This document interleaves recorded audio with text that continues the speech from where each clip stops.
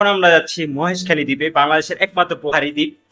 So এখানে যে আমরা ভিডিও করব, আপনাদেরকে দেখাবো, এবং এখানে অনেকগুলো দর্শনীয় স্থান এবং দেখান। সো আমাদের সাথে আছে আমার তিন ভাই, আমি এবং এই যে বাইলম। আমরা যেতেছি মহেশখালী। সকালে নাস্তা করার জন্য আমি চলে গেলাম সুগন্ধা পয়েন্টের পানসি রেস্তোরাঁ, যেখানে নাস্তার কোয়ালিটি ছিল যথেষ্ট ভালো। তাই আমি আপনাদেরকে সাজেস্ট করবো, যদি ভালো মানের একটু হোটেলে খেতে চান তাহলে অবশ্যই পানসি রেস্তোরাঁকে চয়েজে রাখতে পারেন।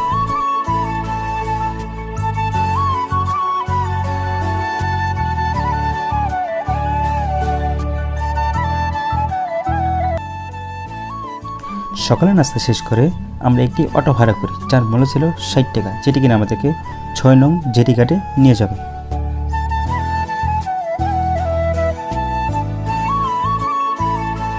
চারজন।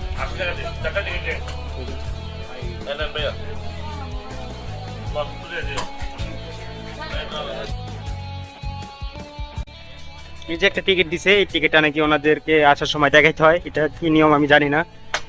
এই যখন আমরা যাব, তো আসার সময় যে টিকিট কি থাকবে কিনা না থাকবে তারও কোনো গ্যারান্টি নেই, কিন্তু ওনাদেরকে নাকি দেখাতে হবে।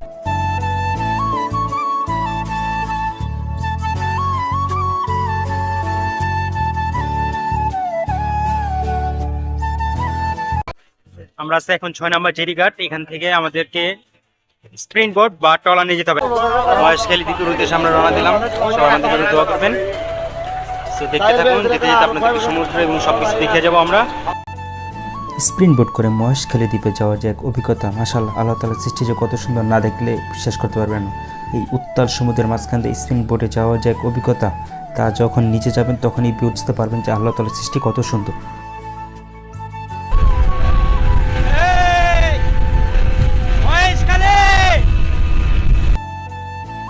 পনেরো থেকে 20 মিনিটের এক রোমাঞ্চকর অভিজ্ঞতা শেষে অবশেষে আমরা চলে আসলাম বাংলাদেশের একমাত্র পাহাড়ি দ্বীপ মহেশখালী।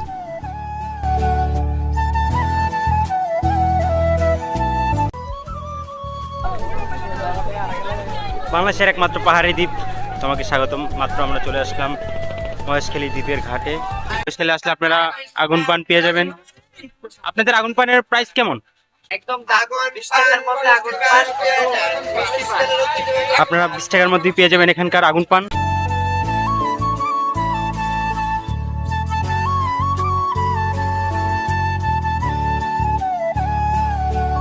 আমরা এখন অটো করব, তো দেখি ওনারা কত কি বলে না বলে।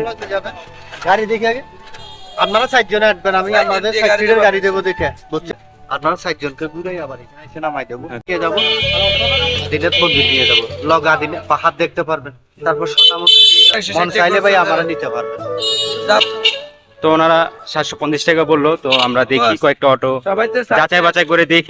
পর্যটকের সাথে কোনো ঝামেলা না হওয়ার জন্য 600 টাকা একটা ফিক্সড প্রাইস আমাদের রেট করে দিচ্ছে নৌবাহিনী।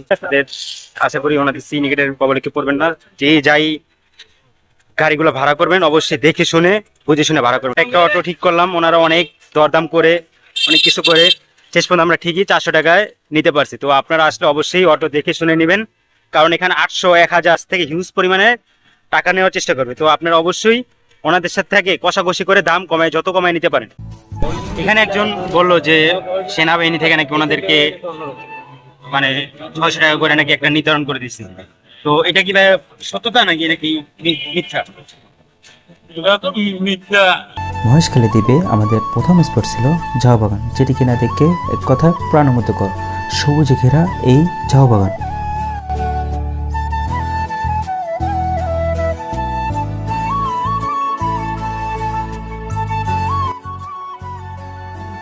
শ্রী শ্রী আদিনাথ মন্দির মহেশখালী, যেটি কিনা পাহাড়ের চূড়ায় অবস্থিত। এখানে হিন্দু ধর্মাবলম্বী অনেক মানুষ আসে তাদের প্রার্থনা করার জন্য। তাই আপনারা যদি মহেশখালী দ্বীপে আসেন, এরকম একটি সুন্দর মন্দির পেয়ে যাবেন।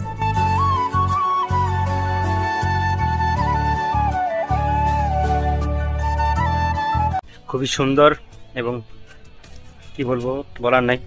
আল্লাহ তাআলার সৃষ্টি যে কত সুন্দর দেখতে পারবো না, জানি না আমি ক্যামেরা কতটুকু বোঝা যায়, কিন্তু নিজের চোখে না দেখলে বিশ্বাস করবে না যে আল্লাহ তাআলার সৃষ্টি কত সুন্দর। তো আরেকটা জিনিস মাথায় রাখবেন, এই দেখেন এখানে কত নিচু। তো আপনারা খুবই সাবধানের সাথে চলাফেরা করবেন। মাশাআল্লাহ, আমি আপনাদেরকে দেখাচ্ছি যে সামনে ভিউটা। মন্দির থেকে নেমে হাতে ডান পাশে পেয়ে যাবেন আপনারা এই মার্কেটটি, যেখান থেকে কিনতে পারেন এখানে তৈরি পোশাক সহ বিভিন্ন অনেক কিছু। মহেশখালী শুটিং ব্রিজে আপনাদেরকে স্বাগত।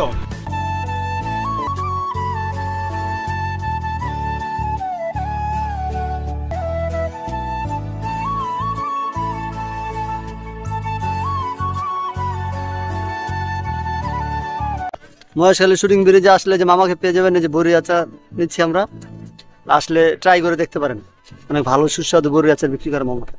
মহেশখালী শুটিং ব্রিজ দেখার পর আমরা এখন চলে আসলাম মহেশখালী পানের বাজারে। পানের বাজারের সাথেই রয়েছে মহেশখালী শুটকি বাজার, যেখান থেকে আপনার পাইকারি দামে পান ও শুটকি একসাথে ক্রয় করতে পারেন।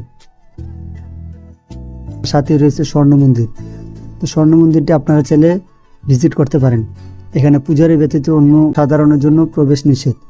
হয়তোবা কোনো এক সময় স্বর্ণের মন্দির ছিল, তাই এটির নাম দেওয়া হয়েছিল স্বর্ণ মন্দির। এটি মহেশখালী জেটি ঘাটের ঠিক বাম পাশে অবস্থিত।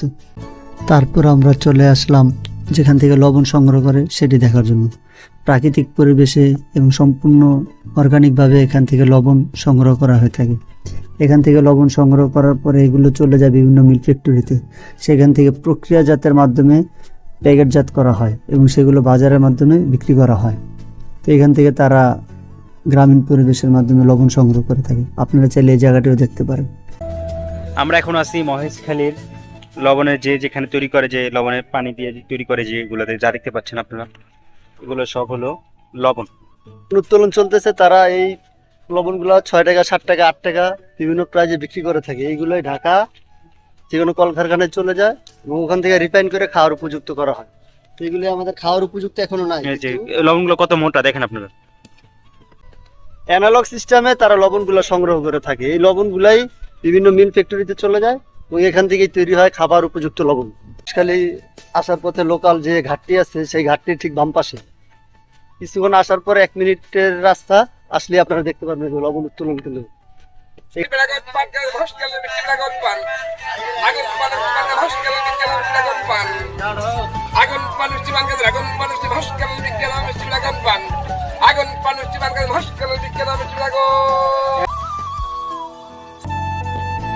মহান আল্লাহ তাআলার অশেষ মেহেরবানিতে মহেশখালী দ্বীপে আমরা সারাটি দিন পার করলাম। আমাদের কাছে খুবই ভালো লেগেছে, আশা করি আপনাদের কাছেও ভালো লাগবে। যাওয়ার সময় অবশ্যই ট্রলার দিয়ে যাওয়ার চেষ্টা করবেন, তাহলে সানসেট খুব ভালোভাবে উপভোগ করতে পারবেন। সবাই ভালো থাকবেন। আল্লাহ হাফেজ।